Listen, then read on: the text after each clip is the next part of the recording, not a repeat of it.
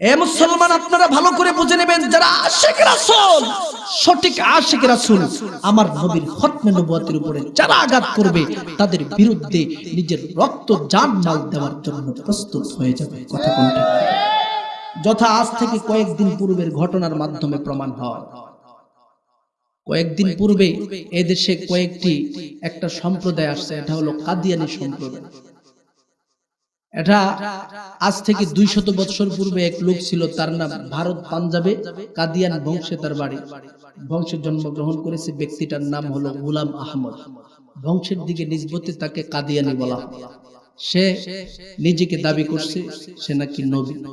তার ইতিহাসের দিকে তাকালে দেখা যায় সে প্রথমে দাবি করছিল আমি হলাম ইমাম মাহদি। দ্বিতীয় নম্বরে সে নিজেকে দাবি করছে ঈসা ইবনে মাসিহ।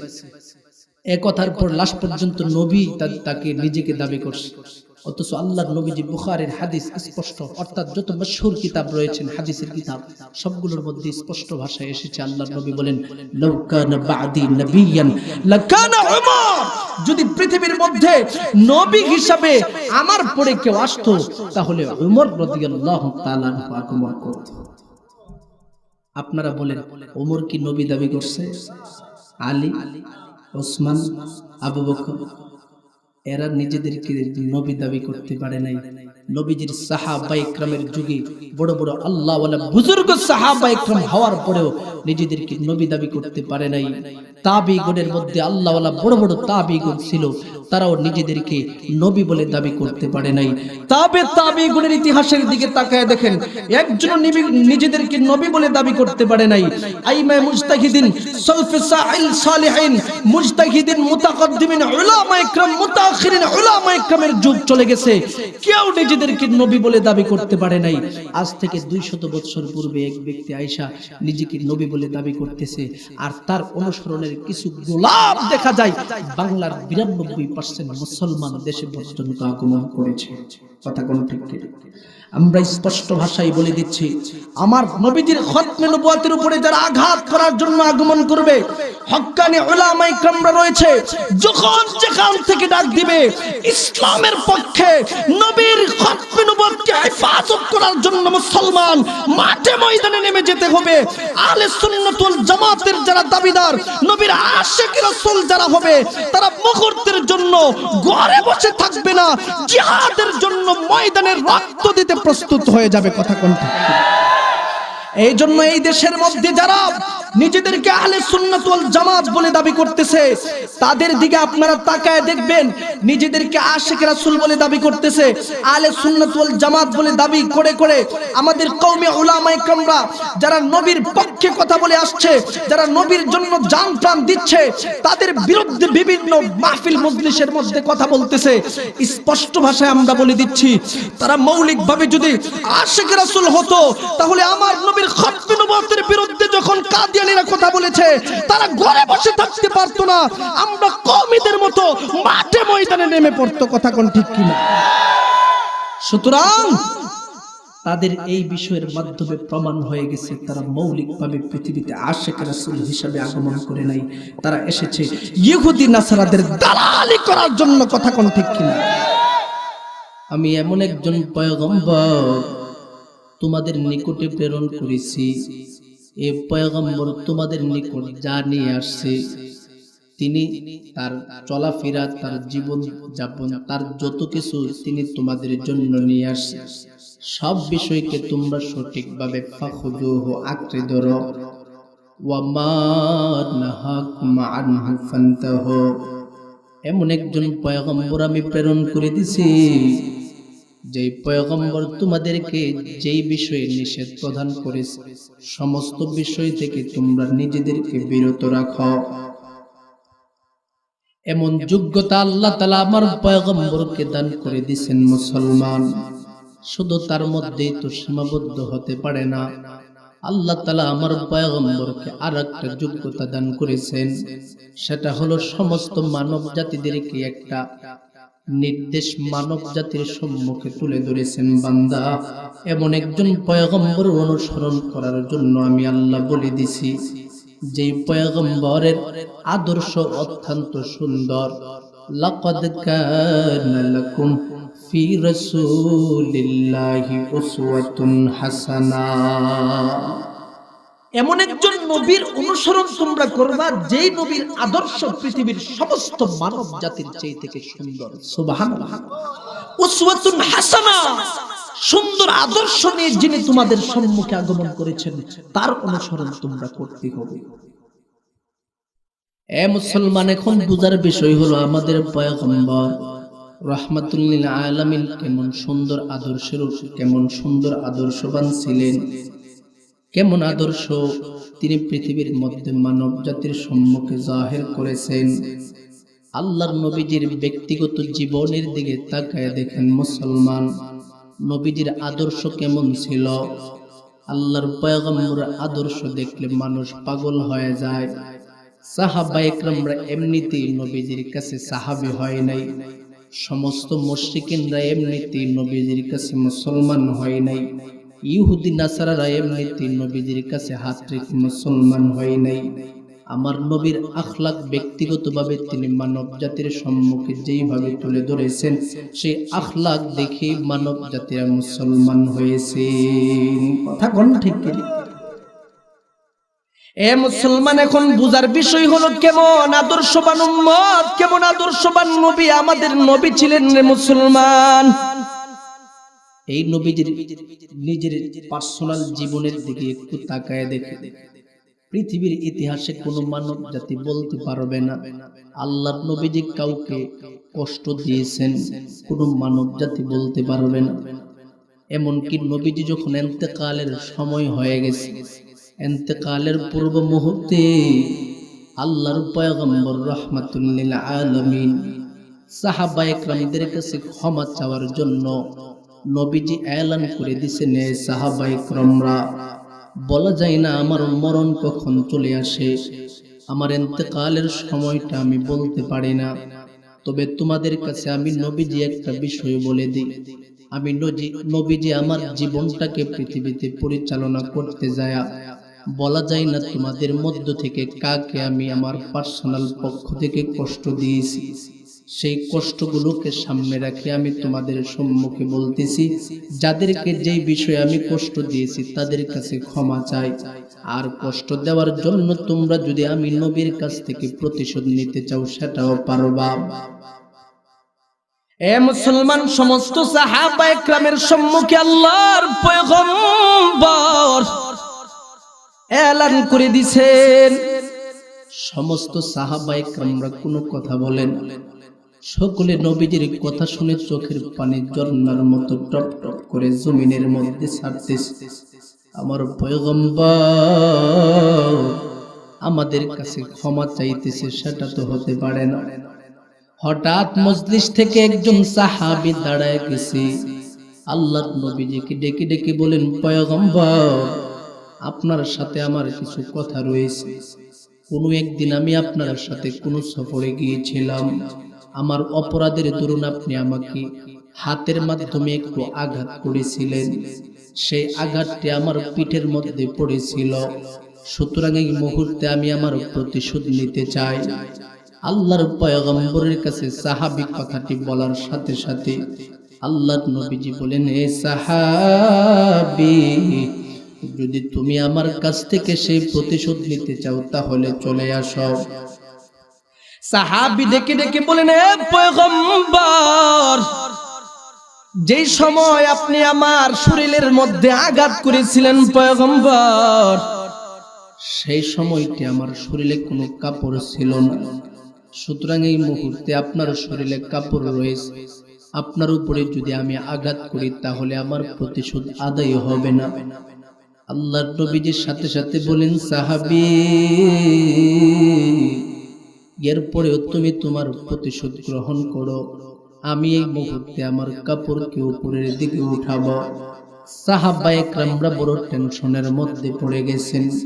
সমস্ত সাহাবায়ে কেরামরা যেন কান্না করে করে ডেকে ডেকে বলতেছেন, এ আমার সাহাবী ভাই, আমার নবীজির প্রতিশোধ তুমি নিবা না?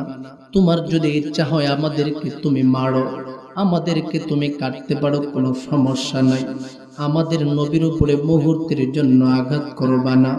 সাহাবী ডেকে ডেকে বলেন, না না, মুহূর্তের জন্য হতে পারে না। আমাকে নবীজি আঘাত করেছে, আমি নবীজির কাছ থেকে প্রতিশোধ নিব।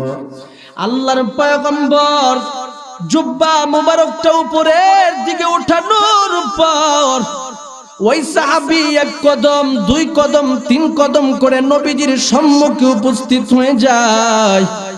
আল্লাহর নবীজির পিছন দিকে যাইয়া নবীজির পেট মুবারকটা যখন উপরের দিকে উঠানো হলো, সাহাবীর সাথে সাথে নবীজির মহরের নবুয়াতের মধ্যে একটা চুমা খেয়ে ফেললো। ডেকে ডেকে বলেন, পয়গম্বর, আমার আঘাত করা মৌলিক মাকসাদ হতে পারে না। এখানে আমার মাকসাদ শুধুমাত্র একটাই, আমি আপনার মোহরের নবুয়াতের মধ্যে একটা চুমু খাইব। সুবহান, আর জোরে আওয়াজ দিয়া কোন সুবহান। সাহাবা কি কানून हमें कायम करेंगे,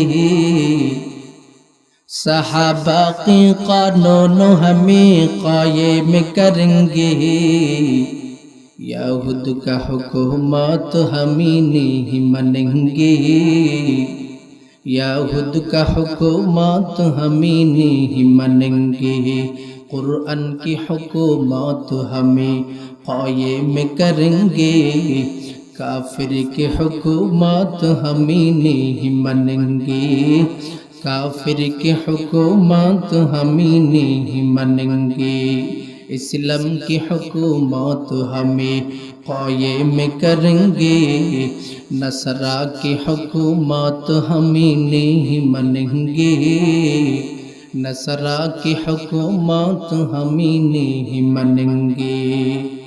ए मुसलमान, সাহাবা ইকরামের আদর্শের দিকে তাকায় দেখেন, আমার নবীজির আখলাক দেখে তারা পাগল হয়ে যাইত।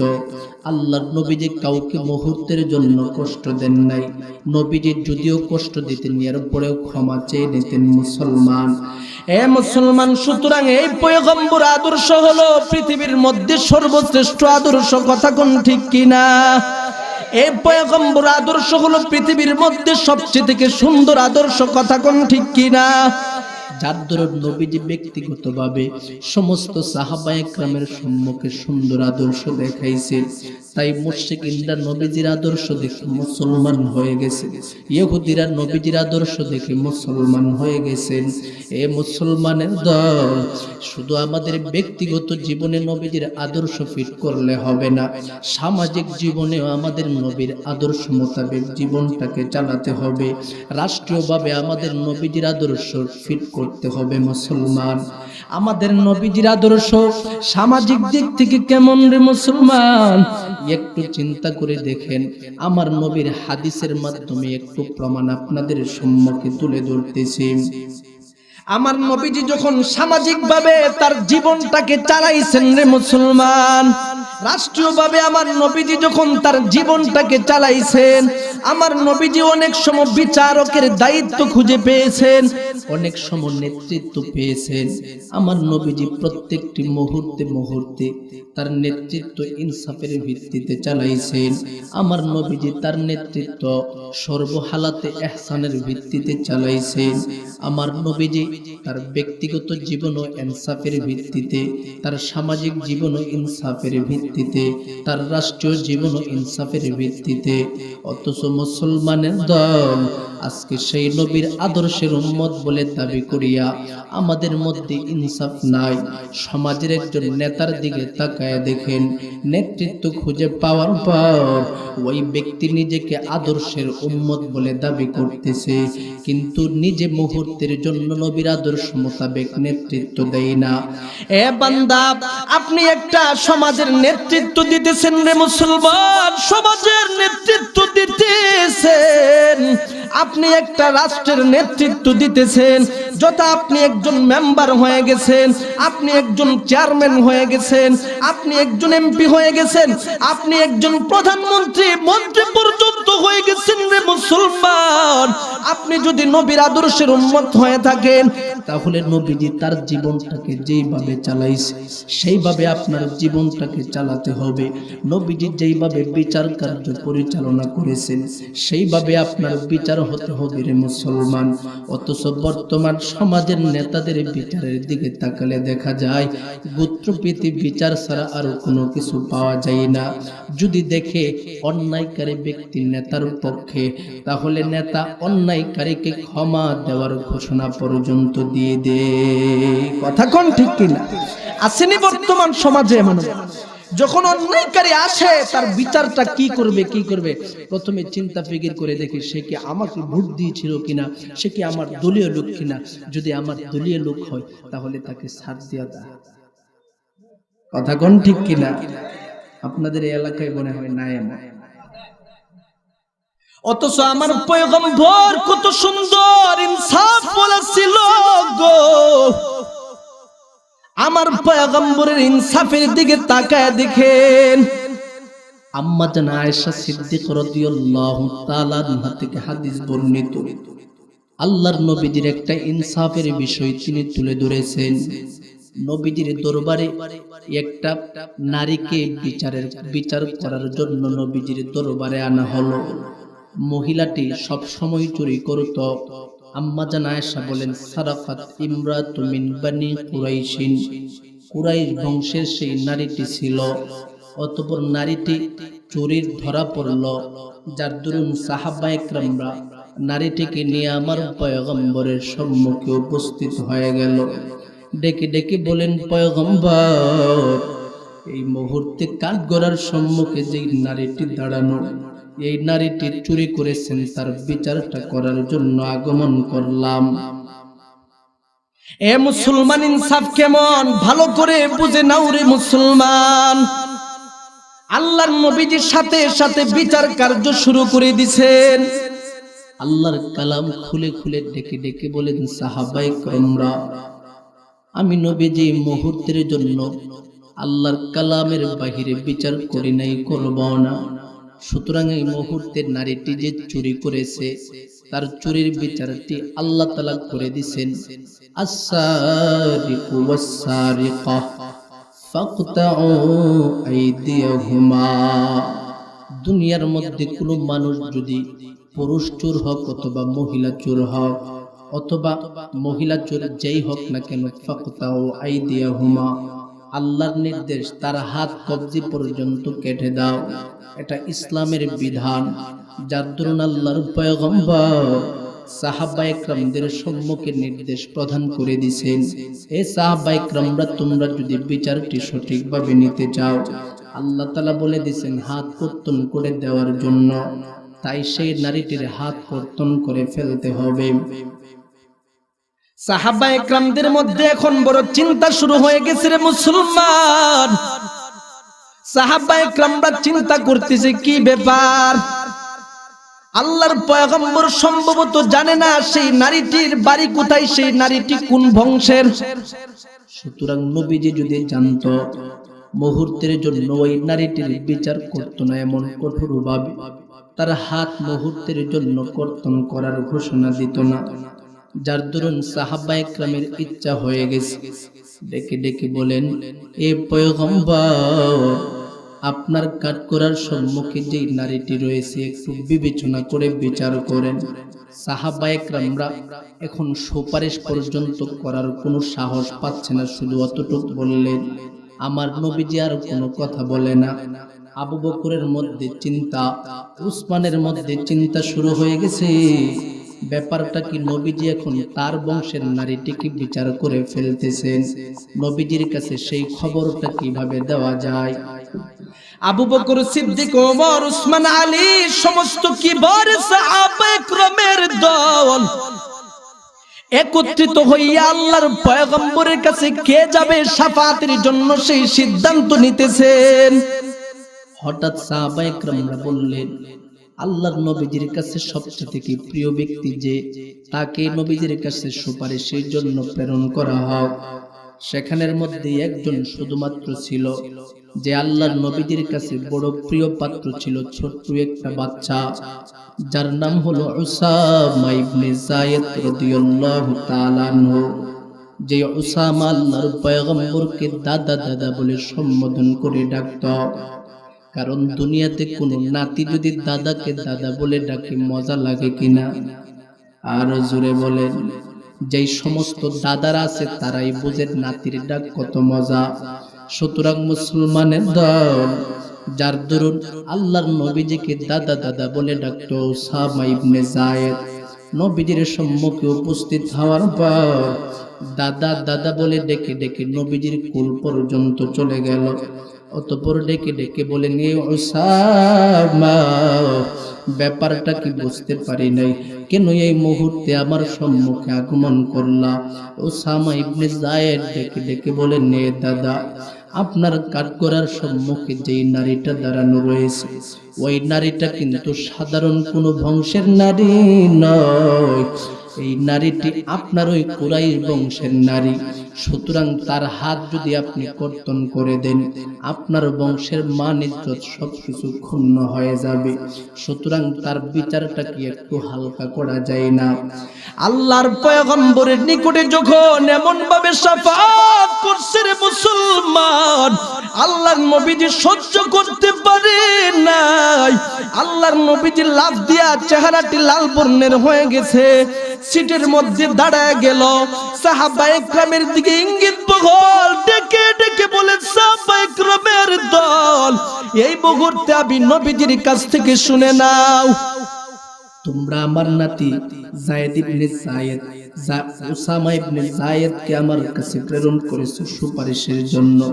আমি বুঝতে পেরেছি তোমাদের সাহস হয় নাই।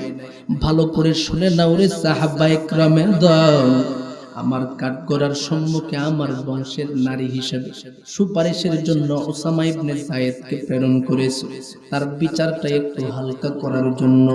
সুতরাং আমার নবী বলেন, আতাশফাউনা বিহুদুদিল্লাহ, তোমরা আল্লাহ তাআলার হদ নিয়ে আমার কাছে সুপারিশের জন্য প্রেরণ করেছো। ভালো করে শুনে নাও, আমি নবীজি তোমাদের কাছে একটা ঘোষণা দিয়ে দিলাম, আমার কাঠগড়ার সম্মুখে আমার বংশের নারী কেন, এখানে যদি আমার কলিজার টুকরা ফাতেমাতুজ জোহরা দাঁড়ায় থাকতো, তার হাত কর্তন করার ব্যাপারেও আমি নবীজি মুহূর্তের জন্য দ্বিধা করতাম না। সুবহানাল্লাহ। আর জোরে আওয়াজ দিয়া গো সুবহানাল্লাহ।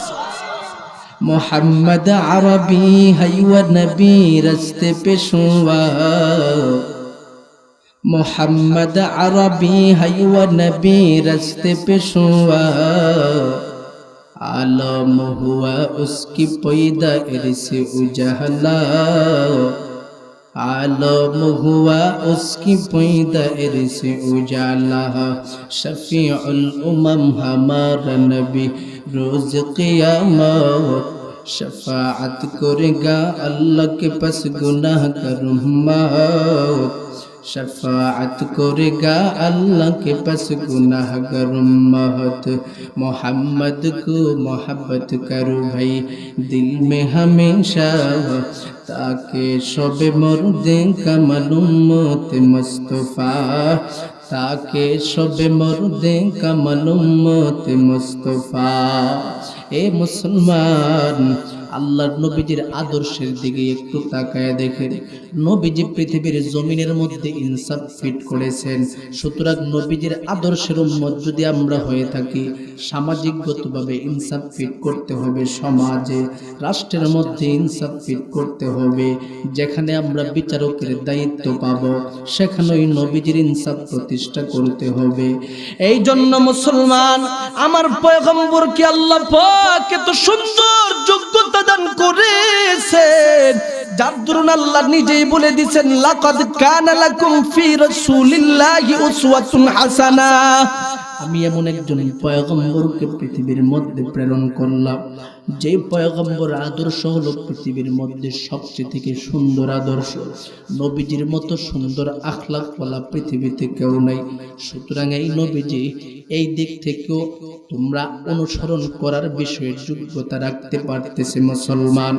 শুধু তার মধ্যেই তো সীমাবদ্ধ নয়, আমরা যদি নবীজির অনুসরণ করতে চাই, নবীজির যে আরো কিছু যোগ্যতার প্রয়োজন, সেটাও আমি আপনাদের সম্মুখে তুলে ধরতেছি। আল্লাহ তাআলা বলেন, একটা মানুষকে অনুসরণ করার জন্য যেই সমস্ত যোগ্যতার প্রয়োজন, এই সমস্ত যোগ্যতা আমি দান করছি, মানে হলো কাল হাসরের ময়দানের মধ্যে তোমরা যখন বিপদে পড়ে যাবে রে মুসলমান, তখনও আমি আল্লাহ আমার নবীজিকে শাফাতের যোগ্যতা দান করেছি। শুধু তার মধ্যেই সীমাবদ্ধ নয়, কাল হাসরের ময়দানের মধ্যে সকলে যখন পানি পানি বলে চিৎকার করবে, কোনো পানি পাবে না, সেই জায়গার মধ্যে হাউজে কাউসার নামক নিয়ামত আমি সেই নবীজিকে দান করেছি। সুবহানাল্লাহ। কেমন হাউজে কাউসার? ইন্না আ'তাইনাকাল কাউসার। হে পয়গম্বর, আপনি নবী হওয়ার জন্য যে যোগ্যতার প্রয়োজন, আপনাকে কাউসার নামক নিয়ামত আমি দান করেছি। কেমন কাউসার, সেই বিষয়টা বলতে গেলে নবীর হাদিসের দিকে তাকাতে হবে। বুখারী মুসলিমের হাদিস স্পষ্ট এসেছে, আল্লাহর নবী নিজেই বলেন, আমি জান্নাতের মধ্যে ঊর্ধ্ব ভ্রমণে যখন আল্লাহ তাআলা আমার নবীজিকে দাওয়াত করে নিয়েছিলেন, তখন আল্লাহর পয়গম্বর সেই দাওয়াতের জন্য আল্লাহ তাআলার দরবারে গিয়েছিলেন। সেখানে যাওয়ার পর আল্লাহ তাআলা আবার নবীজিকে জান্নাত দেখাইছেন, জাহান্নামও দেখাইছেন। সেই জান্নাতের একটা গল্প নবীজি নিজেই বলতেছেন, আনা আসিরু ফিল জান্নাহ, আমি পয়গম্বর যখন জান্নাতের মধ্যে ভ্রমণ করতেছিলাম, ওয়াইজা আনা বিনাহারিন, অতঃপর আমি একটা নহর দেখতে পেলাম। এই নহরটি কেমন ছিল সাহাবায়ে কেরামরা তোমরা শোনো। হাফাতাহু কিবাবুদ্দুরিল মুজুফ, যার চতুর্দিকে, যেই নহরটির চতুর্দিকে মুক্তার তৈরি গম্বুজের মাধ্যমে সুসজ্জিত ছিল। আমি পয়গম্বর সেই নহরটি দেখার সাথে সাথে বড় আজীব হয়ে গেলাম। সাহাবায়ে কেরামদেরকে ডেকে ডেকে বললাম, জিব্রাইলকে ডেকে ডেকে বললাম, জিব্রাইল, এই মুহূর্তে আমি সেই জান্নাতের ভিতরে কি দেখতে পাইতেছি রে জিব্রাইল? জিব্রাইল আমি ডেকে ডেকে বলেন, পয়গম্বর, আল্লাহর নবী বলেন, মা হাজা, এ জিব্রাইল এটা কি হতে পারে? সাথে সাথে জিব্রাইল বলেন, হাজাল কাউসারুল্লাযী আতাকা রাব্বুকা, হে পয়গম্বর, এটা এমন একটা হাউজ, এটা এমন একটা কাউসার যেটা শুধুমাত্র খাসসাতান আপনার প্রভু আপনাকে দান করে দিয়েছে। সুবহানাল্লাহ। এটা কেমন কাউসার? আল্লাহর নবীজি নিজেই বলেন, তিনুহু মিসকুন আজফার, যেই কাউসারের পানির তলদেশে যে মাটি রয়েছে, সেই মাটির যে তিনুহু মিসকুন আজফার, সেই মাটির ঘ্রাণ সমূহ হলো মেশকে আম্বরের চেয়ে থেকে অধিক। এত সুন্দর কাউসার শুধু তার মধ্যে সীমাবদ্ধ নয়, আরেক হাদিসে এসেছে, ও মা উহু ও মা উহু ও মা উহু আবিয়াজু মিনাল লাবান, এই যে নহরটি রয়েছে সেই নহরের পানিটা হবে আবিয়াজু মিনাল লাবান, দুধের চেয়ে থেকে সাদা। সুবহানাল্লাহ। এমন একটা নহর আমার পয়গম্বরকে আল্লাহ তাআলা দান করে দিবেন। সেই নহরের ফায়দা কি মুসলমান? যখন কাল হাসরের ময়দানের মধ্যে সমস্ত উম্মতগণ পাগলের মতো পানি পানি করে চিৎকার করবে, তখন আমার নবীজি সেই হাউজে কাউসার থেকে পানি পান করায় দিবে। এই হাউজে কাউসারের পানি যে উম্মতটা পান করবে রে মুসলমান, ওই উম্মতের মুহূর্তের জন্য, চিরজীবনের জন্য পানির পিপাসা লাগবে না। এমন কাউসার আল্লাহ তাআলা আমার নবীজিকে দান করেছেন। শুধু তার মধ্যে সীমাবদ্ধ নয়, আল্লাহর নবীজিকে অনুসরণ করার আরেকটা যোগ্যতা হলো, যখন কাল হাসরের ময়দানে স্পষ্ট হাদিস এসেছে, কিয়ামতের ময়দানে এমন একটা হালাত হবে যে অবস্থার মধ্যে মানব জাতি নিজের ভাই ভাইকে চিনবে না, নিজের বাবা সন্তানকে চিনবে না, সন্তান বাবাকে দেখে দেখে ভাগতে থাকবে। বলা হয়েছে, ইয়াউমা ইয়াফিরুল মারউ মিন আখিহি ওয়া উম্মিহি ওয়া আবিহি ওয়া সাহিবাতিহি ওয়া বানি। এটা এমন একটা দিবস হবে রে মুসলমান, ইয়াফিরুল মারউ মিন আখিহি, ভাই ভাইকে দেখে ভেগে যাবে, মুহূর্তের জন্য ভাই ভাইকে চিনবে না। ওয়া উম্মিহি, মা সন্তানকে দেখে ভেগে যাবে। ওয়া আবিহি, বাবা সন্তানকে দেখে বেগে যাবে, সন্তান বাবাকে দেখে বেগে যাবে। ওয়া উম্মিহি ওয়া সাহিবাতিহি, বিবি স্বামীকে দেখে বেগে যাবে, স্বামী বিবিকে দেখে বেগে যাবে। সকলের মধ্যে বড় আতঙ্ক শুরু হয়ে যাবে। ঠিক এই মুহূর্তে আমার মাওলা ডেকে ডেকে বলবেন লিমানিল মুলকুল ইয়াউম, লিমানিল মুলকুল ইয়াউম, লিল্লাহি ওয়াহিদিল কাহ্হার। এই দিবসে আমার আল্লাহ নিজেই বলবেন, এ বান্দাদের দল তোমরা আমি আল্লাহর কাছে বলো লিমানিল মুলকুল ইয়াউম, আজকে এই দিবসের মালিক কে হতে পারে? আল্লাহ তাআলা প্রত্যেকটা দেশের প্রধানকে ডেকে ডেকে বলবেন, এই দেশের প্রধানমন্ত্রীরা আজকে এই দিবসের রাজত্ব কার কাছে? তোমরা আমি মাওলার কাছে জবাব দাও। এদেশের প্রধানমন্ত্রী শেখ হাসিনা পর্যন্ত কোনো কথা বলবে না। ভারতের প্রধানমন্ত্রী মোদীকে আল্লাহ তাআলা ডেকে ডেকে বলবে লিমানিল মুলকুল ইয়াউম, এই দিবসের রাজত্ব কারে? মোদী। আমার বান্দাদেরকে অনেক জ্বালাইছ, কাশ্মীরের মুসলমানদেরকে নির্যাতনের পরে নির্যাতন করেছো, আজকে তুমি আমার কাছে বলো এই দিবসের রাজত্ব কার কাছে? রাজত্ব কার কাছে? আমার মুসলমান আসামের যত মুসলমান বান্দারা রয়েছে তাদেরকেও তুই নির্যাতন করেছ, অত্যাচার করেছিস মোদী, তুই এখন জবাব দে আজকের এই দিবসের রাজত্ব কার কাছে? মোদী পর্যন্ত জবাব দিতে পারবে না। শুধু তার মধ্যে সীমাবদ্ধ নাই, সুপার পাওয়ার যেই দেশ পৃথিবীর মধ্যে রয়েছে আমেরিকা, সেই দেশের প্রধানমন্ত্রী ডোনাল্ড ট্রাম্পকে পর্যন্ত বলবে লিমানিল মুলকুল ইয়াউম, আজকে তুই বল এই দিবসের রাজত্ব কে হতে পারে? আমার সমস্ত মুসলমান বান্দাদের উপরে অনেক তুই জ্বালাইছ, নির্যাতনের উপর নির্যাতন তুই করছ। ইসরায়েলের মাধ্যমে ফিলিস্তিনের মুসলমানদেরকে নির্যাতনের ঘোষণা তুই করে দিছিস। বাইতুল আকসা, মসজিদে আকসা, বাইতুল মুকাদ্দাসকে দখল করার জন্য উস্কানি দিয়েছিলি। এ মোদী, এ ডোনাল্ড ট্রাম্প, এখন তুই বলাস এই দিবসের মালিক কে? একটা বাদশা পর্যন্ত জবান খুলে কথা বলতে পারবে না। এ মুসলমানের দল, এমন একটা দিবস হয়ে যাবে আমার মাওলা হয়ে যাবে লিল্লাহি ওয়াহিদিল কাহ্হার, কাহ্হারিয়তের গুণে গুণান্বিত হয়ে যাবে। আমার মাওলা ডেকে ডেকে বলবেন কারো যোগ্যতা নাই, কেউ আমি মাওলার দরবারে কোনো জবাব দিতে পারবে না। সমস্ত মানব জাতিরা পাগলের মতো চোখের পানি ছাড়তে থাকবে রে মুসলমান। সেই হাসরের ময়দানে নবীরা পর্যন্ত কথা বলার যোগ্যতা থাকবে না। সমস্ত নবীরা ভয়ে ভয়ে কম্পিত হয়ে যাবে, নবীগণ পাগলের মতো হয়ে যাবে। কোথায় যাবে, কার কাছে যাবে, কোনো পথ নাই। সমস্ত উম্মতেরা একত্রিত হইয়া, বুখারী মুসলিমের হাদিসে এসেছে, হযরত আদম পয়গম্বরের নিকটে চলে যাবে। বাবা আদমের নিকটে আগমন করার পর ডেকে ডেকে বলবেন, এ বাবা আদম, আল্লাহ তাআলা আজকে এই দিবসে আমাদের উপরে রাগান্বিত হয়ে গেছেন। আমাদের মাওলা আমাদের উপরে বড় রাগান্বিত, কাহ্হারিয়তের গুণে গুণান্বিত হয়ে গেছেন। সুতরাং এ বাবা আদম, এই দিবসের মধ্যে আমাদের জন্য একটু শাফাত করা যায় কিনা? আদম পয়গম্বর ডেকে ডেকে বলবেন লাস্তুল্লাহা, এই দিবসে আমার কোনো যোগ্যতা নাই। সমস্ত উম্মতগণ পাগলের মতো ডেকে ডেকে বলবেন, বাবা যাব কোথায়, কোনো পথ নাই, কোনো রাস্তা নাই, মাওলা রাগান্বিত হয়ে গেছে। আদম পয়গম্বর ডেকে ডেকে বলবেন, তোমরা এই মুহূর্তে চলে যাও নূহ আলাইহিস সালাতু ওয়াস সালামের কাছে। সমস্ত উম্মতেরা পাগলের মতো নূহ পয়গম্বরের নিকটে চলে যাবে রে মুসলমান। নূহ পয়গম্বর জবান থেকে বলবে লাস্তুলাহা, এই দিবসে আমারও কোনো যোগ্যতা নাই, মাওলার দরবারে জবান খুলতে পারবো না।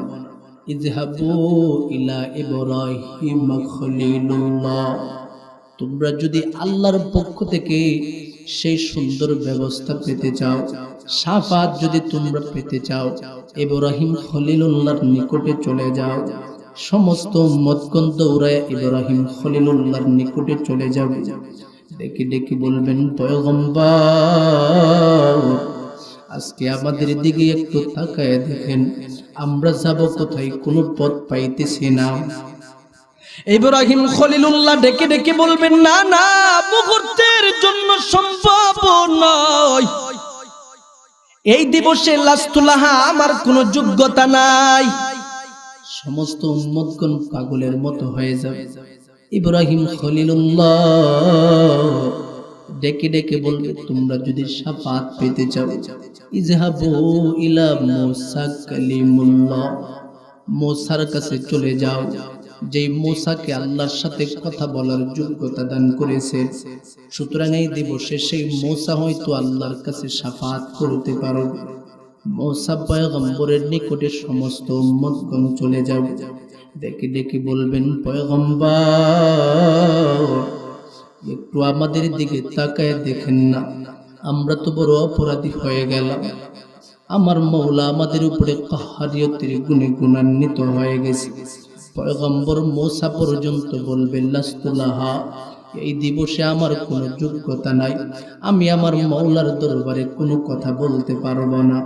সমস্ত উম্মতগণকে একটা পথ দেখায় দিবে, তোমরা যদি শাফাত পেতে চাও, এই মুহূর্তে চলে যাও হযরত ঈসা রূহুল্লাহ ওয়া কালিমাতুল্লাহ, যে পয়গম্বরকে আল্লাহ তাআলা রূহুল্লাহর যোগ্যতা দান করেছে, আল্লাহর রূহ, আল্লাহর কথা, সেই পয়গম্বরের নিকটে তোমরা চলে যাও।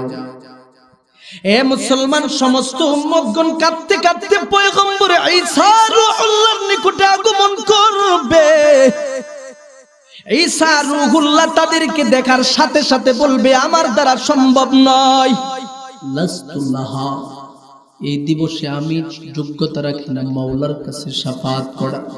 সুতরাং তোমরা যদি শাফাতের যোগ্য ব্যক্তি পেতে যাও, তোমাদের জন্য জরুরি হলো চলে যাও, ইযহাবু ইলা মুহাম্মদ রাসূলুল্লাহ সাল্লাল্লাহু আলাইহি ওয়াসাল্লাম।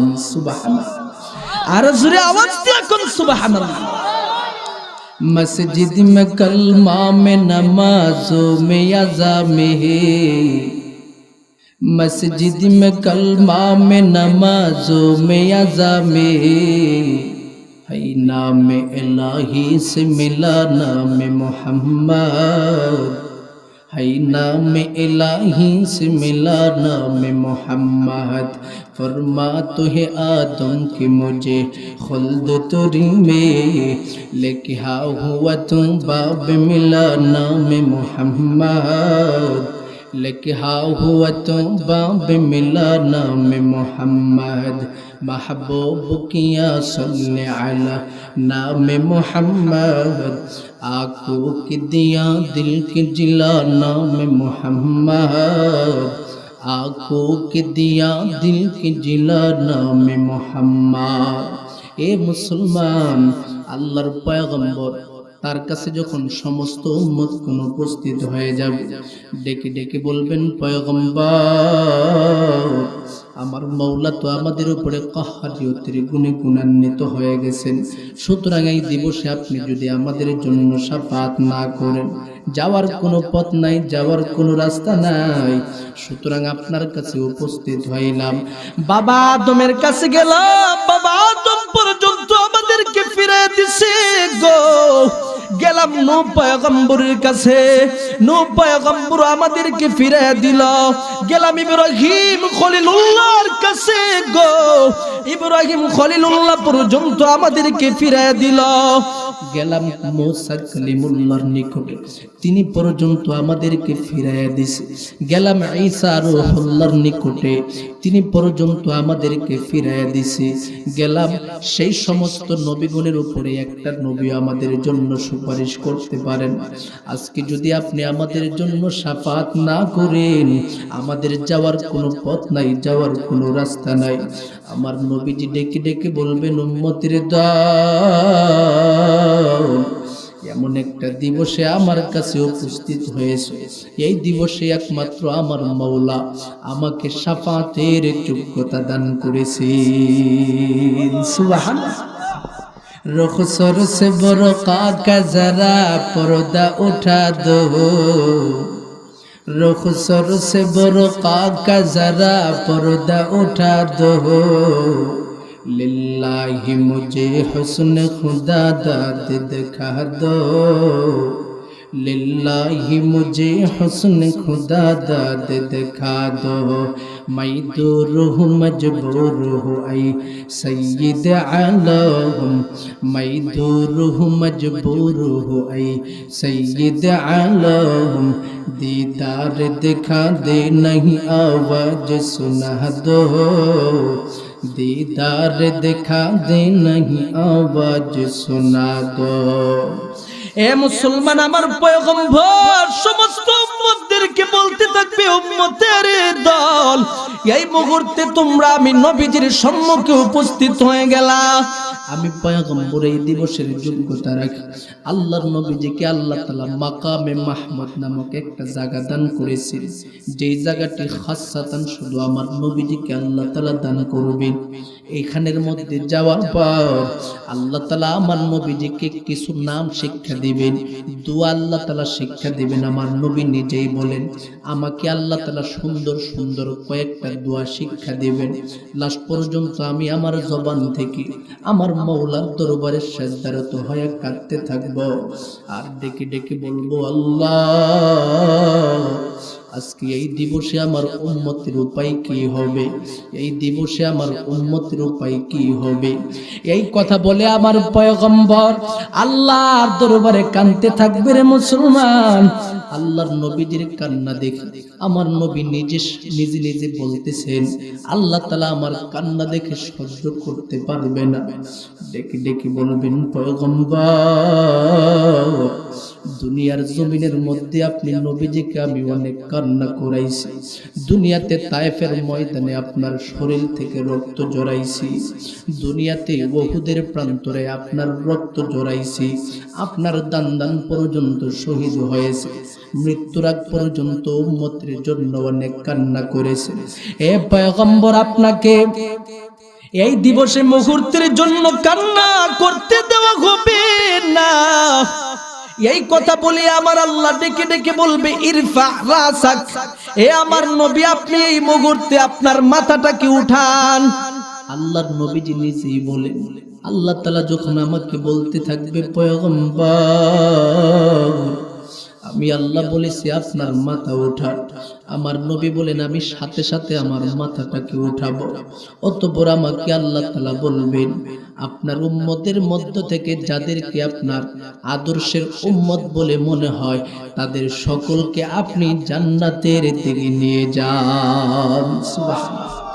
আল্লাহর পয়গম্বর আল্লাহর দিকে প্রশ্ন ছুড়ে মেরবে আর ডেকে ডেকে বলবি, আল্লাহ উম্মতদেরকে কিভাবে চিনব, পদ্ধতি কি?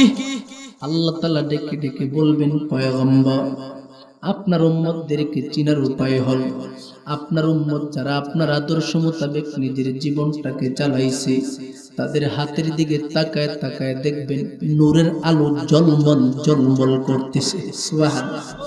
যাদের পায়ের দিকে তাকায় তাকায় দেখবেন নূরের আলো ঝলমল করতেছে, কপালের দিকে তাকায় তাকায় দেখবেন নূরের আলো ঝলমল করতেছে। এ মুসলমানের দল, যেই দিবসের মধ্যে কোন নবীগণ আল্লাহর কাছে শাফাতের যোগ্যতা পাবে না, সেই দিবসে একমাত্র আমাদের নবীজি শাফাতের যোগ্যতা পাবে। এই জন্য আল্লাহ বলে দিছেন, যদি তোমরা আমি মওলাকে ভালোবাসতে চাও তোমাদের জন্য জরুরি হলো ফাত্তাবিউনি, আমার নবীজির অনুসরণ করা। সুতরাং নবীজিকে অনুসরণ করার জন্য যে যোগ্যতার প্রয়োজন আল্লাহ তাআলা সমস্ত যোগ্যতা দান করে দিয়েছে।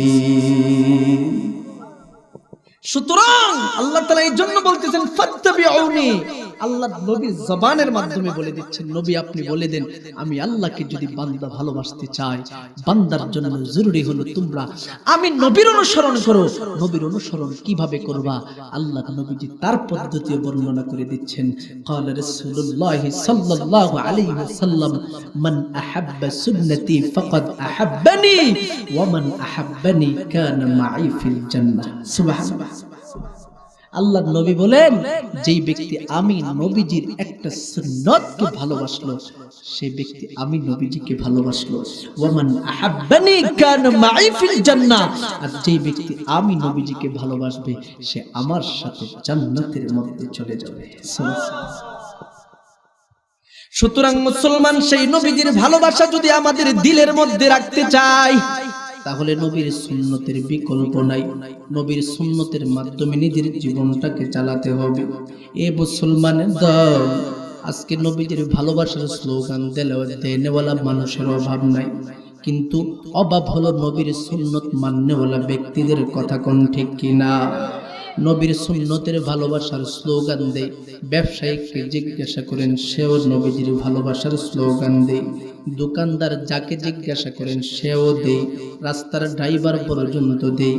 কিন্তু তাকায় দেখেন রে মুসলমান, একটা মানুষ নবীর সুন্নত সঠিকভাবে ধরে রাখতে পারে না।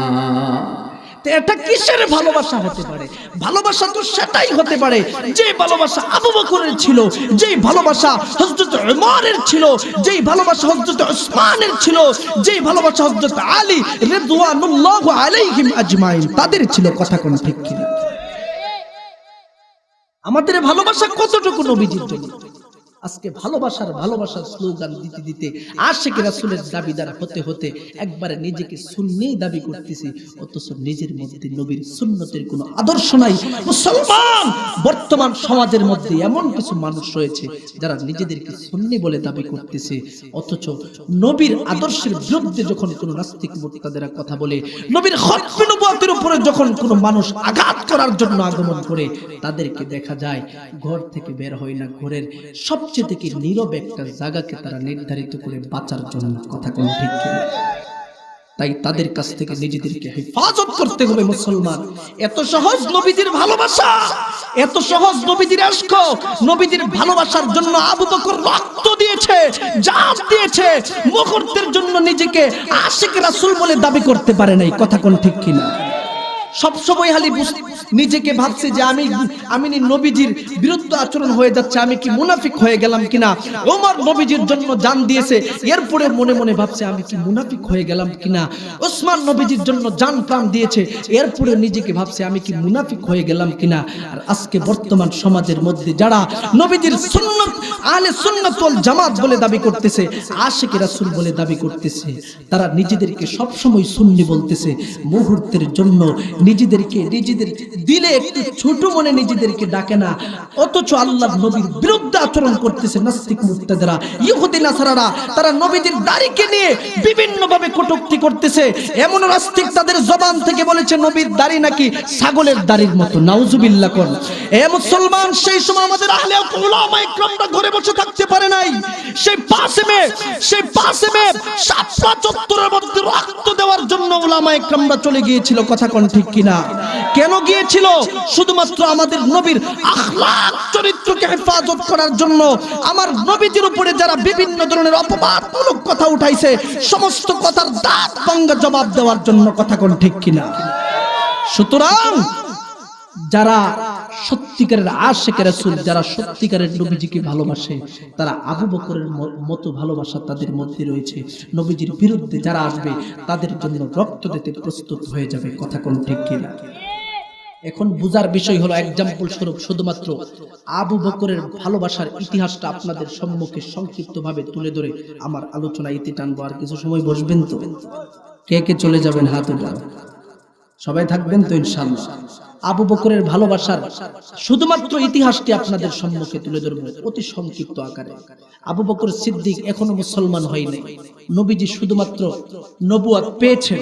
ঠিক এই মুহূর্তের মধ্যে আবু বকরের সম্মুখে উপস্থিত হয়ে নবীজি বলতেছেন, আবু বকর, আমি তো নবী হয়ে আসছি, আল্লাহ তাআলা আমাকে নবুয়ত দান করেছেন। আবু বকর সিদ্দিক তো নবীজির সাথে একবারে ছোট অবস্থা থেকে নবীজির সাথে ভালোবাসা, মহব্বত। আবু বকর সিদ্দিক বলেন, বিশ্বাস হয় না।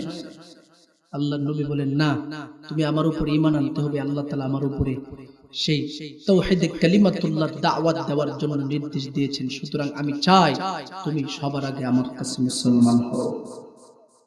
আবু বকর সিদ্দিক বলেন, প্রমাণ কি? প্রমাণ ছাড়া আমি তোমার উপর ঈমান আনব? আল্লাহর নবীজির সাথে সাথে আবু বকর সিদ্দিক মক্কা থেকে কোনো এক সময় ইয়ামেনে ব্যবসা করার জন্য গিয়েছিলেন। তিনি তো বড় ব্যবসায়ী ছিলেন ইসলামের প্রথম যুগে। আল্লাহর নবীজি বলেন, আবু বকর তুমি যখন ইয়ামেন দেশে চলে গিয়েছিলে তখন তুমি একটু স্মরণ করে দেখে তো একটা স্বপ্ন দেখছিলা কি? সেই স্বপ্নের খবরটা আমি নবীজির কাছে বলো নাই? আবু বকর সিদ্দিক বলেন, আমার তো স্মরণ নাই, আপনি বলেন, একটু বর্ণনা করে দিন কি স্বপ্ন দেখেছিলাম। আল্লাহর নবীজির সাথে সাথে বলেন, আবু বকর তুমি যখন সেই ইয়ামেন দেশে ব্যবসার জন্য গিয়েছিলে তখন তুমি যখন ঘুমের ঘোরে চলে গেলা, ঘুমের ঘোরে চলে যাওয়ার পর স্বপ্নের যুগে তুমি দেখেছ মক্কা নগরীতে তোমার ঘরের ভিতরে হঠাৎ অন্ধকার রজনীতে আকাশ থেকে একটা চন্দ্র তোমার ঘরের ভিতরে প্রবেশ করে ফেলেছে। আবু বকর সিদ্দিক বলেন, ঠিক আছে, এটা তো দেখেছিলাম। আল্লাহর নবীজি ডেকে ডেকে বলেন, শুধু তার মধ্যেই সীমাবদ্ধ নয়, তুমি আর একটা স্বপ্ন দেখেছিলে, সেটা হলো তুমি অন্ধকার রজনীতে তোমার বাড়ির উঠোনের মধ্যে দাঁড়ায় রইলা, হঠাৎ তুমি তাকায় দেখেছ আকাশ থেকে একটা তারকা তোমার মুখের ভিতর দিয়ে চলে গেছে। সুবহানাল্লাহ। এ আবু বকর তুমি যে সেই স্বপ্নটি দেখেছো সেটা আমার কাছে তুমি বলেছিলে। ওই সময় আমি নবীজি তোমার সেই তাবিরটা বলে দেই, এই মুহূর্তে আমি তোমার কাছে সেই স্বপ্নের তাবিরটা দান করব। আবু বকর ডেকে ডেকে বলেন, এ পয়গম্বর বলেন কি তাবির হতে পারে? আল্লাহর নবীজি বলেন, যেই চন্দ্রটি তোমার ঘরের ভিতরে তুমি দেখেছ এটা মৌলিকভাবে চন্দ্র নয়, এটা হলো হেদায়েতের একটা আলো। অর্থাৎ চন্দ্র তোমার ঘরের ভিতরে প্রবেশ করেছে মানে হলো তোমার ঘরে ইসলামের দাওয়াত, দ্বীনের হেদায়েতের আলো প্রবেশ করেছে। এ আবু বকর দ্বিতীয় নাম্বার হলো তুমি যে স্বপ্নে দেখেছো তোমার ভিতরে একটা তারকা প্রবেশ করে ফেললো। সেই তারকাটা কি সেটা কি তুমি জানো? সেই তারকা হলো ইসলামের হেদায়েতের একটা আলো। এটা তোমার জবান দিয়ে তুমি যখন পেশ করবা সাথে সাথে তোমার ভিতরে সেই হেদায়েতের আলোটি প্রবেশ করে ফেলবে। আবু বকর সিদ্দিকের সম্মুখে আল্লাহর নবীজি যখন সেই স্বপ্নের তাবিরটি বর্ণনা করেছে, আবু বকর সিদ্দিক ইতিহাসের কাগজের মধ্যে লিপিবদ্ধ আছে, আবু বকর সিদ্দিক ফাকাব্বালান নবিয়্য সাল্লাল্লাহু আলাইহি ওয়াসাল্লাম ফি খাদ্দিহি, হযরত আবু বকর সিদ্দিক আমার নবীজির গালের মধ্যে চুমু খাইতে আরম্ভ করে দিয়েছেন, শরীরের মধ্যে জড়ায়া দড়িয়া ডেকে ডেকে বলেন, মুহাম্মদ তুমি তো এই মুহূর্তে সত্য কথা বলে ফেললা, সুতরাং আমার স্বপ্নটাও বড় সত্য। এই জন্য আবু বকর সিদ্দিক ডেকে ডেকে বলেন, এ মুহাম্মদ এই মুহূর্তে আর দেরি নয়, আমাকে তুমি তাওহীদে কালিমাতুল্লাহ আমার জবান দিয়া পড়ায়া হেদায়েতের আলোর ভিতরে প্রবেশ করায়া নাও। আবু বকর সিদ্দিক মুসলমান হয়ে গেল। মক্কা নগরীর মধ্যে শুধুমাত্র নারীদের মধ্যে এক নম্বরে হযরত খাদিজাতুল কুবরা। পুরুষদের মধ্যে থেকে শুধুমাত্র আবু বকর সিদ্দিক রাদিয়াল্লাহু তাআলা আল্লাহর নবীজি একা, আবু বকর একা, দুজন মিলে দ্বীনে এলাহিয়তের কাজ চালু করে দিয়েছেন। সমস্ত মক্কার মুশরিকিনদের মধ্যে আওয়াজ জারি হয়ে গেছে, আব্দুল্লাহর ছেলে মুহাম্মদ আবু বকর দুজন মিলে সাহাবী হয়ে গেছে। সাহাবী মানে ওই দেশের মধ্যে তারা ভাবত বিধর্মী, মানে আমাদের ধর্ম থেকে তারা দূরে চলে গেছে, সুতরাং তাদের সাথে কোনো কথা বলা যাবে না, তাদেরকে যেখানে পাইবা সেখানেই শায়েস্তা করবা। মক্কার সমস্ত মুশরিকিনরা যখন তাদের উপরে সেই কথা বলে দিল, মুশরিক লিডারদের কথা শুনে মুশরিক সমস্ত যুবকদের দল আবু বকর সিদ্দিক রাদিয়াল্লাহু তাআলা আনহু এবং আমাদের নবী রাহমাতুল লিল আলামিনের উপরে নির্যাতন করার জন্য, তাদেরকে শাস্তি দেওয়ার জন্য মাঠে ময়দানে নেমে গেল। এই মুসলমানের দল আল্লাহর পয়গম্বরের উপরে মক্কার মুশরিকিনরা আঘাত করার জন্য বের হয়ে গেল। এক একজনে পাথরের মাধ্যমে নবীজির উপর আঘাত করতেছে, এক একজনে হাতের মাধ্যমে নবীজির উপরে আঘাত করতেছে। আবু বকর সিদ্দিক ডেকে ডেকে বলেন, যুবকদের দল এই মুহূর্তে আমার নবীজিকে তোরা আঘাত করবি না, আমি আবু বকরকে একটু আঘাত করে ফেল, এরপরে আমার নবীজির উপরে আঘাত করবি না, আমার নবীজির উপরে আঘাত করবি না। এই কথাটি বলার সাথে সাথে আবু বকর সিদ্দিকের জবান থেকে কথাটি বলার পর সমস্ত যুবকগণ আবু বকরের উপরে আঘাত করতে শুরু করে দেয়। আবু বকর সিদ্দিক আল্লাহর নবীজিকে ডেকে ডেকে বলে, হে পয়গম্বর, মক্কার সমস্ত মুশরিকিনরা যদিও আমাকে আঘাত করে মেরেও ফেলে কোনো সমস্যা নাই, তবে আপনাকে যদি মেরে ফেলে বড় সমস্যা আছে, সুতরাং আপনি এই মুহূর্তে চলে যান। আল্লাহর নবীজি আবু বকরকে ছেড়ে যাইতে চায় না। আবু বকর বারবার বলতেছেন, নবী আপনি চলে যান। আল্লাহর নবীজি এখনো যেতে চায় না। আবু বকর বারবার বলেন, পয়গম্বর, আপনি যদি এই মুহূর্তে থাকেন মুশরিকিনরা আপনাকে মেরে ফেলবে। আল্লাহর নবীজি লাস্ট পর্যন্ত চলে গেল। এ মুসলমানের দল, আবু বকর সিদ্দিকের উপরে কাফের মুশরিকিনরা নির্যাতন করতেছে। ইতিহাসের কাগজের মধ্যে লিপিবদ্ধ আছে, আবু বকরের শরীরটা যেন জার হয়ে গেছে, রক্ততে তার শরীরটা কামেল হয়ে গেছে। লাস্ট পর্যন্ত মক্কার মুশরিকিনের মধ্য থেকে একটা যুবক সন্তান আবু বকরের চেহারার উপরে তার লোহার একটি জুতা ছিল, সেই জুতা দিয়ে আঘাত করলো। আঘাতটি করার সাথে সাথে মুসলমান আবু বকর সিদ্দিকের চেহারাটা যেন পরিবর্তন হয়ে গেল। আবু বকরকে চেনা যায় না রে মুসলমান। আবু বকর সিদ্দিকের শরীর রক্তাক্ত হয়ে যাওয়ার পর এখানে আবু বকর আর কথা বলতে পারে না, অজ্ঞান হয়ে গেল।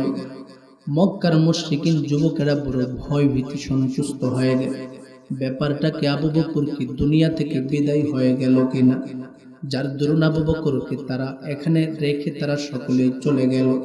আবু বকর সিদ্দিকের যেই সমস্ত পুত্রের যুবকেরা রয়েছে তারা সকলে এসে দেখে আবু বকর এখন এমন ভাবে মারাত্মক অবস্থায় পড়ে আছে।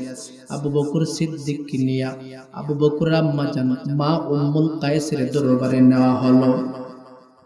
উম্মুল কায়েসের সম্মুখে উপস্থিত হইয়া ডেকে ডেকে বলেন, হে আবু বকর আম্মা জান উম্মুল কায়েস, তোমার সন্তানের দিকে তাকাও,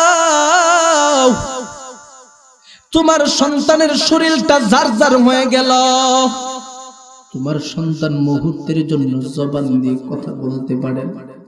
উম্মুল কায়েস চোখের পানি টপ টপ করে ছেড়ে দিয়ে ডেকে ডেকে বলেন, আবু বকর, কার জন্য নিজের জানটাকে এমন ভাবে বিলীন করে দিয়ে দিলা?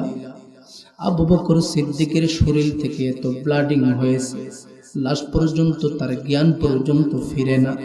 পানি দিতে দিতে দিতে দিতে আবু বকরের সিদ্দিক হঠাৎ তার হাতটাকে লড়াইতে পারতেছে, তার জবান দিয়ে কিছু কথা আসতেছে। হঠাৎ দেখা যায় আবু বকরের আম্মা জান আবু বকরের জবান থেকে সর্বপ্রথম কথা শুনতেছেন। আবু বকর জবান দিয়া বলেন, আমার নবী কোথায়? আমার নবীর অবস্থা কি আছে? আমার নবীর অবস্থা কি? আমাকে সেই খবরটা দাও। আবু বকরের আম্মা জান ডেকে ডেকে বলেন, আবু বকর, তোমার শরীরে তো করুণ হালাতের মধ্যে রয়েছে, এখনো তুমি মুহাম্মদকে খুঁজতেছো, অথচ তোমার মুহাম্মদ তোমাকে রেখে চলে গেল। আর তোমাকে মক্কার মুশরিকিনরা এমন ভাবে নির্যাতন করেছে। আবু বকর সিদ্দিক ডেকে ডেকে বলেন, আম্মা, আমার নবীর খবর যতক্ষণ না দিবা ততক্ষণ আমার কাছে ভালো লাগবে না।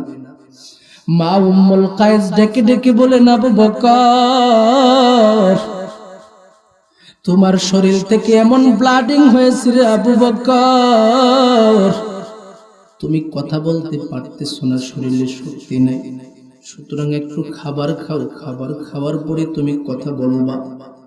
আবু বকর সিদ্দিক ডেকে ডেকে বলেন, আম্মা, যতক্ষণ পর্যন্ত আমার নবীর খবর আমার কাছে না দিবে ততক্ষণ পর্যন্ত আমি আবু বকর খানা গ্রহণ করব না। আবু বকর সিদ্দিক মায়ের সম্মুখে কথাটি বলার পর উম্মুল কায়েস ডেকে ডেকে বলেন, সন্তান, এই মুহূর্তে মুহাম্মদ কোথায় আছে, কিভাবে আছে আমি বলবো কিভাবে, বুঝবো কিভাবে রে সন্তান? আবু বকর ডেকে ডেকে বলেন, আম্মু, সেই খবরটা যদি তুমি পেতে চাও, এই মুহূর্তে খাত্তাবের কন্যা ওমরের একটা বোন আছে, খাত্তাবের কন্যা ফাতেমা নাম, সেই খাত্তাবের কন্যাকে তুমি জিজ্ঞাসা করো, খাত্তাবের কন্যা সেই খবরটি তোমাকে দিতে পারবে। এই মুসলমানের দল আবু বকর সিদ্দিক খাত্তাবের কন্যার পরিচয় দেওয়ার পর মা উম্মুল কায়েস খাত্তাবের কন্যার নিকটে চলে যায়। অতঃপর ডেকে ডেকে বলেন, এ খাত্তাবের কন্যা, তুমি তো জানো আব্দুল্লাহর ছেলে মুহাম্মদের কি হালাত, কোথায় আছে? সেই খবরটা যদি আমার সন্তানকে না দাও, আমার সন্তান মুহূর্তের জন্য খাবার গ্রহণ করবেন, অথচ আমার সন্তানের শরীরটা রক্তে জারজার হয়ে গেছে। এই কথাটি বলার পর ফাতেমা খাত্তাবের কন্যা চলে গেল আবু বকরের নিকটে। আবু বকরকে ডেকে ডেকে বলেন, আবু বকর, নবীর জন্য তুমি কোনো চিন্তা করবা না, কোনো টেনশন করবা না। আমার নবী বড় মাহফুজের সাথে আছে, সুন্দরভাবে ভালোভাবে আছে। আর কামের ঘরের মধ্যে আমার নবীজি এখনো অবস্থান করতেছে। আবু বকর ডেকে ডেকে বলেন, না না, কখনো সম্ভব হতে পারে না। যতক্ষণ পর্যন্ত আমার নবীর কাছে আমাকে না নেওয়া হবে গো, ততক্ষণ পর্যন্ত আমি আবু বকর খাবার গ্রহণ করব না। উম্মুল কায়েস ডেকে ডেকে বলেন, সন্তান, তাহলে এখন কিভাবে যাইবা? লাস্ট পর্যন্ত বিপদে পড়ার পর মা উম্মুল কায়েসের কাঁধে ভর করে করে আবু বকর সিদ্দিক সেই আরকাম নামক ব্যক্তির বাড়িতে চলে যায়। দেখে আমার নবীজি সেখানে অবস্থান করতেছে। আমার নবীজি আবু বকরের দিকে তাকাইয়া চোখের পানি টপ টপ করে ছেড়ে দিয়ে ডেকে ডেকে বলেন, এ আবু বকর, আমার জন্য তোমার জানটাকে এমন ভাবে বিসর্জন করে দিলা। আবু বকর ডেকে ডেকে বলেন, পয়গম্বর, আমার তো ভয় হয়েছিল আপনাকে কি তারা হত্যা করে ফেললো না। আমি ভয় করেছি কাল হাসরের ময়দানের কথা, যদি আমার মওলা আমাকে ডেকে ডেকে বলতো, আবু বকর, দুনিয়ার মধ্যে তুমি বেঁচে আছো কিন্তু আমার নবী মারা গেছে, তোমাকে রেখে আমার নবীজি কিভাবে নির্যাতিত হয়েছে, আমি আমার মওলার দরবারে কি জবাব দিব? আমার নবীজি আবু বকরের দিকে তাকাইয়া চোখের পানি ছেড়ে দিয়া কান্না ভরা কণ্ঠে ডেকে ডেকে বলেন, আবু বকর, তোমার প্রতিদান আমার মওলা ছাড়া আর কেউ দিতে পারবেন? আবু বকর সিদ্দিক ডেকে ডেকে বলেন, নবী, এই মুহূর্তে আপনি আমার প্রতিদান দেওয়ার প্রয়োজন নাই, আপনি শুধুমাত্র আমার আম্মা জান উম্মুল কায়েসের হেদায়েতের জন্য দোয়া করে দেন। আল্লাহ যেন আমার আম্মা জান উম্মুল কায়েসকে হেদায়েত দান করে দেয়। এই মুসলমানের দল লাস্ট পর্যন্ত আমার নবীজি আবু বকরের মায়ের জন্য দোয়া করে দিল। আল্লাহ তাআলা সাথে সাথে উম্মুল কায়েসকে হেদায়েত দান করে দিছেন। সুবহানাল্লাহ।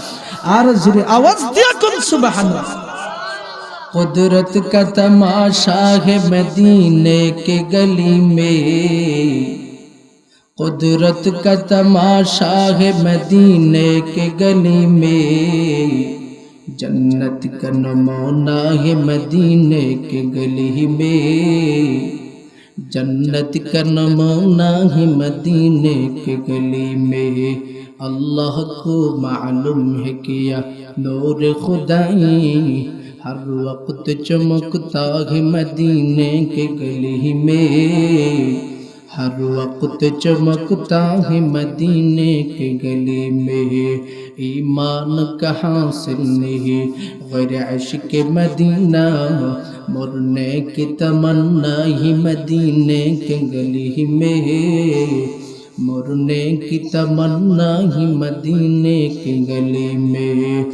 हर सुनते से आता है सदा अहले तमन्ना महबूब की चर्चा है मदीने के गली में महबूब की चर्चा है मदीने के गली में।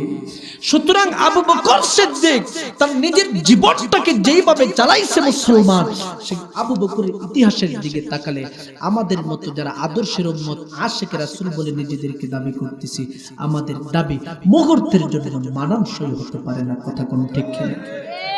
কারণ আবু বকর নিজের জান প্রাণ নবীজির জন্য দিয়ে দিয়েছেন। আল্লাহর নবীজি বলেন, লা ইউমিনু আহাদুকুম হাত্তা আকুনা আহাব্বা ইলাইহি বিওয়ালিদিহি ওয়া ওয়ালাদিহি ওয়ান নাসি আজমাইন। আমি নবীজিকে যতক্ষণ পর্যন্ত ভালো না বাসবা ততক্ষণ পর্যন্ত পরিপূর্ণ মুমিন হতে পারবে না। কেমন ভালোবাসা? বিওয়ালিদিহি, তোমার বাবা থেকে, ওয়া ওয়ালাদিহি, তোমার সন্তান থেকে, অতঃপর আল্লাহর নবী বলেন আজমাইন, দুনিয়ার যত মানব জাতি রয়েছে সন্তান সন্ততি তুমি সহকারে সবচেয়ে থেকে বেশি ভালোবাসা যদি তোমার মধ্যে না থাকে পরিপূর্ণ মুমিন হতে পারবা না। সুতরাং আমি নবীর ভালোবাসা যাদের মধ্যে আছে এই মানুষগুলি অন্তত আমার নবীর আদর্শকে বাদ দিতে পারে না। কথা কোন ঠিক কিনা?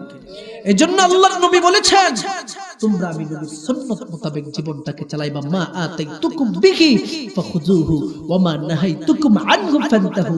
আমি নবীজি তোমাদের নিকটে যা নিয়ে আসছি সবগুলোকে সঠিকভাবে গ্রহণ করো। যেই বিষয়ে বাধা প্রদান করেছি সেই বিষয় থেকে নিজেদেরকে বিরত রাখো। এইভাবে যদি নিজের জীবনটাকে সাজাতে পারি, আল্লাহ তাআলা আমার তেলাওয়াতকৃত আয়াতের মধ্যে বলেন, ইন কুনতুম তুহিব্বুনাল্লাহ, যদি তোমরা আল্লাহকে ভালোবাসতে চাও, ফাত্তাবিউনি, আমি নবীর অনুসরণ করো, নবীর সুন্নতের ইত্তেবা করো, তাহলে তোমাদের জন্য দুইটা পুরস্কার রয়েছে। স্মরণ আছে নি? ওই সূচনায় বলেছিলাম দুইটা পুরস্কারের কথা কখন বলবো? শেষে। এই জন্য বলে দিচ্ছি, এক নাম্বার পুরস্কার ইউহিব্বুকুমুল্লাহ, নবীজির অনুসরণ করবা তো আমি আল্লাহকে ভালোবাসবে। দ্বিতীয় নাম্বার পুরস্কার ওয়ায়াগফির লাকুম যুনুবাকুম ওয়াল্লাহু গফুরুর রহিম, তোমাদের জিন্দেগীর যত গুনাহ খাতা রয়েছে আল্লাহ তাআলা নবীর ইত্তেবা অনুসরণ করার মাধ্যমে ক্ষমা করে দিবেন। সুবহানাল্লাহ। আল্লাহ তাআলা আমাদের সকলকে নবীর আদর্শের উম্মত হিসেবে কবুল করে নেন। সকলে বলেন আমিন। নবীর সুন্নতকে জিন্দা করে নিজের জীবনটাকে পরিচালনা করার তৌফিক দান করেন। সকলে বলেন আমিন। ওয়া আখিরি দাওয়ানা আনিল হামদুলিল্লাহি রাব্বিল আলামিন। সকলে দোয়া করুন, ইস্তিগফার করুন, আস্তাগফিরুল্লাহাল্লাযী লা ইলাহা ইল্লা হুয়াল হাইয়ুল কাইয়্যুম ওয়া আতুবু ইলাইহি। লা হাওলা ওয়া লা কুওয়াতা ইল্লা বিল্লাহিল আলিয়্যিল আযীম। اللهم صل على محمد وعلى آل محمد كما صليت على إبراهيم وعلى آل إبراهيم إنك حميد مجيد. اللهم بارك على محمد وعلى آل محمد كما باركت على إبراهيم وعلى آل إبراهيم إنك حميد مجيد. الحمد لله رب العالمين. ربنا ظلمنا أنفسنا وإن لم تغفر لنا وترحمنا لنكونن من الخاسرين. সকলে পড়েন রব্বিরহামহুমা কামা রাব্বায়ানি সগীরা। রব্বিরহামহুমা কামা রাব্বায়ানি সগীরা। बता हमको तेरे राह की ज़रूरत है, तेरे राह पर चला हमको खुदाया। बेगुनाह ना गुज़श्ता बरमा साआते, बाहुज़ूरे दिल न कर दम तो आते।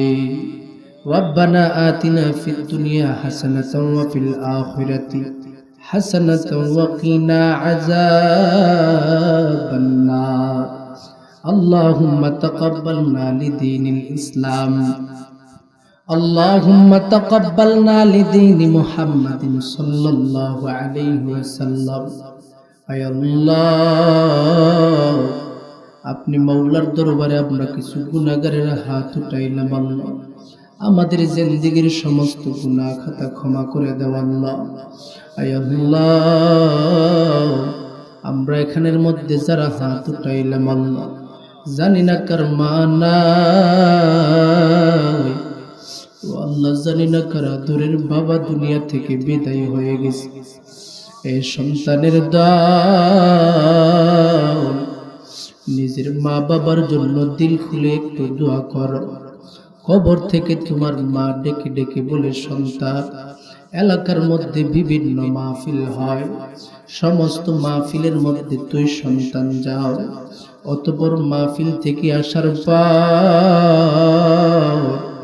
বাড়িতে স্বাচ্ছন্দ্যে বড় আরামে ঘুমাইতে সুরে সন্তান। এ সন্তান, তোর কি স্মরণ আছে রে সন্তান? যখন আমি মা দুনিয়ার মধ্যে বেঁচে ছিলাম, সেই সময়ের মধ্যে তুই যখন মাহফিল শেষ করে বাড়িতে দরওয়াজার সম্মুখে দাঁড়ায় দাঁড়ায় আমি মাকে মা বলে ডাকতাম, সাথে সাথে আমি মা তোর জন্য দরওয়াজাটি খুলে দিতাম। অতঃপর আমি মা ডেকে ডেকে বলতাম, সন্তান, মাহফিলের মধ্যে গেছো, আমি মায়ের জন্য কি একটু দোয়া করছ? এ সন্তান, আজকে তুই মাহফিল শেষ হওয়ার পর বাড়িতে যখন চলে যাবি, দরওয়াজার সম্মুখে দাঁড়ায় দাঁড়ায় আমি মাকে ডাকবি। অন্যান্য সময় আমি মা যেভাবে দরওয়াজার সম্মুখে দাঁড়ায় যাইতাম, আজকে সন্তান আমি মা মুহূর্তের জন্য দাঁড়াতে পারবো না রে সন্তান।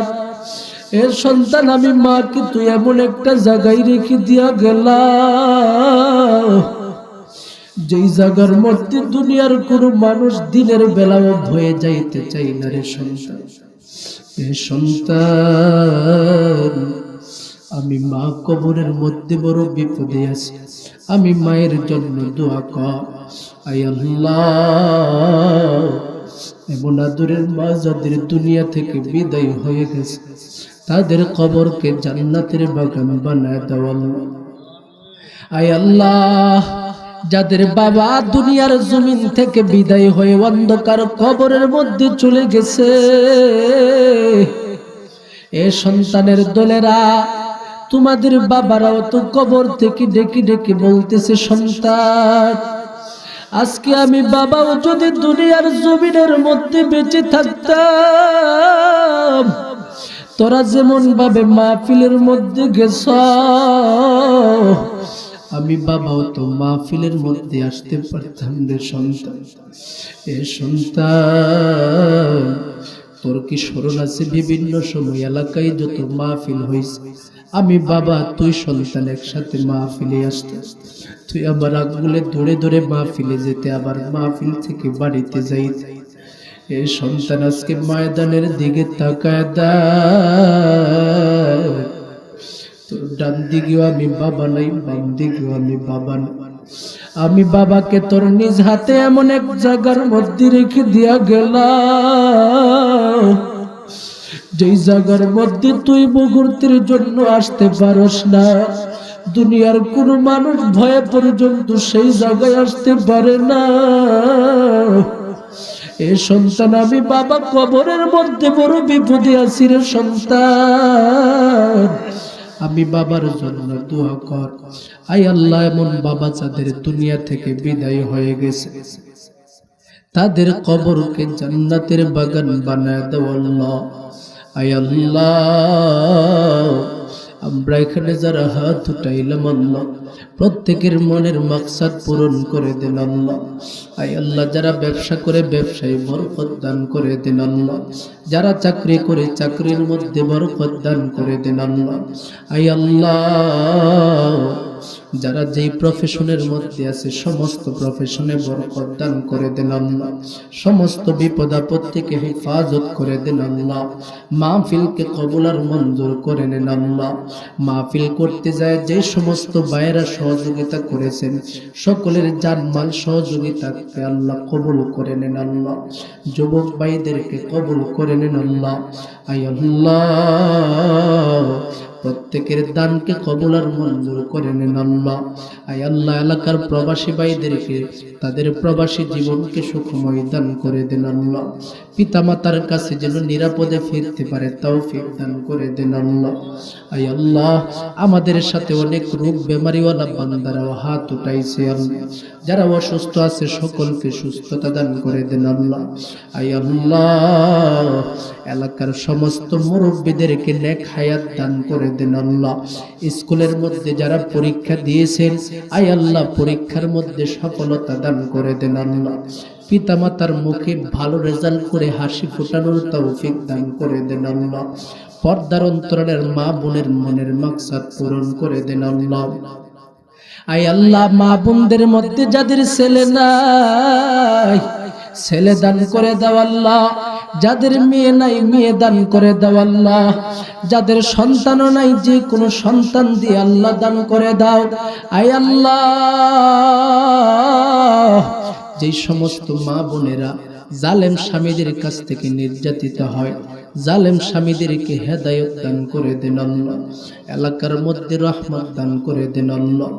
আল্লাহ, এই পর্যন্ত যেই দরখাস্তগুলি করলাম আমাদের নবীর ওসিলা করে কবুল করে নেন আল্লাহ। কাশ্মীরের মুসলমানদেরকে হেফাজত করে দেন আল্লাহ। ফিলিস্তিনের মুসলমান ভাইদেরকে হেফাজত করে দেন আল্লাহ। আয় আল্লাহ, আমাদের বাংলাদেশের সমস্ত মুসলমান ভাইদেরকে হেফাজত করেন আল্লাহ। কাদিয়ানীদের কাছ থেকে আমাদেরকে হেফাজত করেন আল্লাহ। আয় আল্লাহ, আমাদের নবীজির খতমে নবুয়াতকে হেফাজত করার জন্য জান প্রাণ দিয়ে রক্ত দিয়ে আয় আল্লাহ নবীর খতমে নবুয়াতকে হেফাজত করার তৌফিক দান করে দেন আল্লাহ। আয় আল্লাহ, আমাদের সমস্ত দরখাস্তগুলোকে কবুল করে নেন আল্লাহ। ওয়া সাল্লাল্লাহু তাআলা আলা খায়রি খালকিহি ওয়া নূরি আরশিহি মুহাম্মাদিন ওয়া আলিহি ওয়া আসহাবিহি আজমাইন। আমিন বিরহমাতিকা ইয়া আরহামার রাহিমিন। আসসালামু আলাইকুম ওয়া রাহমাতুল্লাহ।